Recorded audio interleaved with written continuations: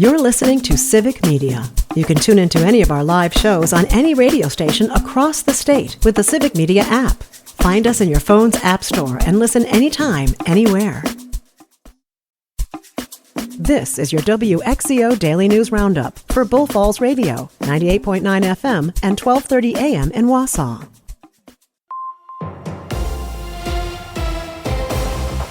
For WXCO News, I'm Melissa Kay. Gas prices are up 4.8 cents compared to last week, landing at an average of $2.92. This is 0.7 cents lower than a month ago and over 56 cents per gallon lower than this time last year. The national average has increased during the past 2 weeks and is up 1.3 cents from last month, standing at $3.11 per gallon. Officials at Gas Buddy say OPEC Plus has fully restored production to 2023 levels. The weak jobs report and renewed tariff threats bring fresh economic concerns, causing oil prices to potentially face headwinds. This could pave the way for a decline in gas prices in the weeks ahead. Prices in central Wisconsin range from $2.76 to $2.87 per gallon. The Wisconsin Elections Commission deactivated nearly 200,000 voter registrations on Friday, August 1st. This happens every 4 years in a maintenance process required by law. The voters deactivated by the WEC had not voted in the past 4 years, and the administrator of the Wisconsin Elections Commission, Megan Wolf, says the WEC does not have a record of them responding to a mailing from the agency regarding their registration status.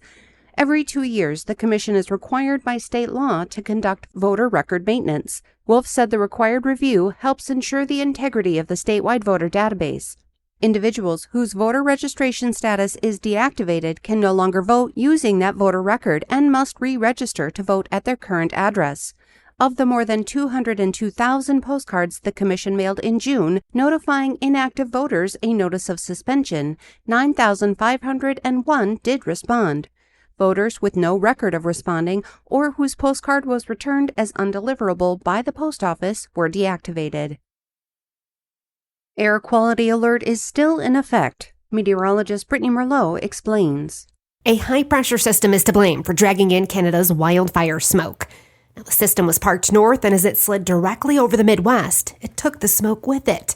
And these pressure systems bring calm conditions, light winds, and sunny skies. Instead, we've been stuck in a haze. Because how this weather system works is it takes the air above and sinks it to the ground. Now some are feeling health issues and side effects from breathing in the polluted air.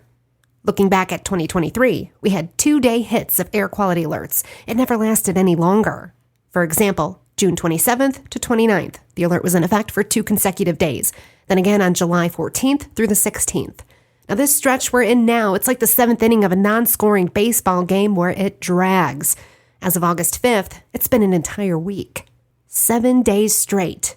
Now, in some places, the alert expired on Saturday, but that still marks a record of 4 days in a row. The high-pressure system and thickest smoke is now slowly sliding to the east, hugging the Great Lakes and devouring New York. Meanwhile, a low-pressure system is building to the west and headed our way. This will kick up winds and shift the air mass out of here. For Civic Media News, I'm meteorologist Brittany Merlot. Now Justice Susan Crawford was officially sworn in for a 10-year term on the Wisconsin Supreme Court on Friday following her victory in the April election. The state Supreme Court election was the most expensive in American history. It also garnered national attention as an Elon Musk-backed political action committee spent tens of millions of dollars in support of Justice Crawford's opponent, Waukesha County Judge Brad Schimmel. Justice Crawford's victory secured a 4-3 liberal majority on the court, which could become a 5-2 majority next year. I'm Melissa Kay for WXCO News.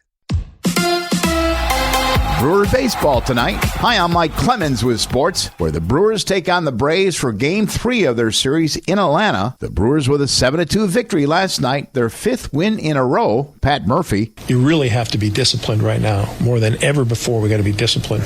It's how we play and the mindset we're in when we play, because circumstances say ball could have bounced the other way, and we're not. Those numbers aren't there. You know, you have to just be consistent in how you prepare and be attached to your process, not your results. NFL, he's slated to be their starting defensive back to replace Jair Alexander, but Nate Hobbs will miss all of the preseason games after having knee surgery over the weekend. It happened last Thursday in practice. I'm just happy that it wasn't nothing more serious. Was it meniscus? It was a meniscus. Okay, and the right knee, I assume. Right knee, yes, sir. I'm committed, as I say I am. That's Packers defensive back Nate Hobbs with Sports. I'm Mike Clemens.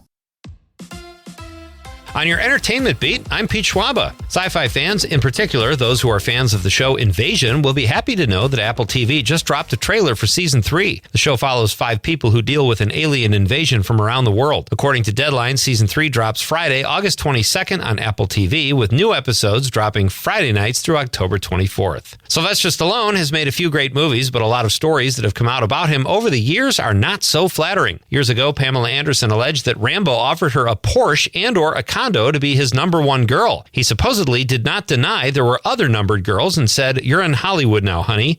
Cringe. Anderson says she rejected his offer, and Stallone's reps say it never happened. Anderson is allegedly dating her Naked Gun co-star Liam Neeson, who only offered her an '88 Chevy Chevette and an efficiency apartment. She accepted. It must be love. How much is Leo DiCaprio worth? In the neighborhood of $30 to $50 million, according to Warner Brothers and Michael Mann. Mann has a finished script for Heat 2, his follow-up to his 1995 film Heat. Attached so far are actors Austin Butler and Adam Driver. Mann's ideal budget is $200 million, which Warner Brothers balked at. Mann did a revised budget for $170 million, and Warner's told him they would like it to be even less expensive. Mann's solution, according to Hollywood Insider, is to sign Leonardo DiCaprio in hopes that it will get Warner's to sign off on a higher budget. The original film was a hit and starred Robert De Niro, Al Pacino, Val Kilmer, and Ashley Judd. The sequel will focus on tracking down Val Kilmer's character, who escaped in the first Heat. The film is not quite a lock to get made and is currently in the very early stages of pre-production. Actor Jonathan Joss was fatally shot outside his home after a fight with a neighbor in early June. Joss had played John Redcorn on King of the Hill since 1996 after the original voice actor who played Redcorn passed away. Redcorn was honored during the season 14 finale of the show Monday night. Sigfredo Alvarez was charged with first-degree murder after the shooting, but was later released on a $200,000 bond. San Antonio police initially said the murder of Joss, who was gay, had nothing to do with his sexuality, but have since walked that back, saying that they spoke too soon, and the investigation is ongoing. San Antonio Police Chief William McManus recently expressed sympathy to the San Antonio LGBTQ+ community over the loss of Joss and says the department is committed to pursuing every lead in the tragic case. For more showbiz fun, tune into Nightlight with me, Pete Schwaba, weeknights from 6 to 8 p.m. on the Civic Media Radio Network. With your forecast, I'm Corey Hartman. For today, mostly sunny, a high near 85. Slight chance of a shower tonight, 65.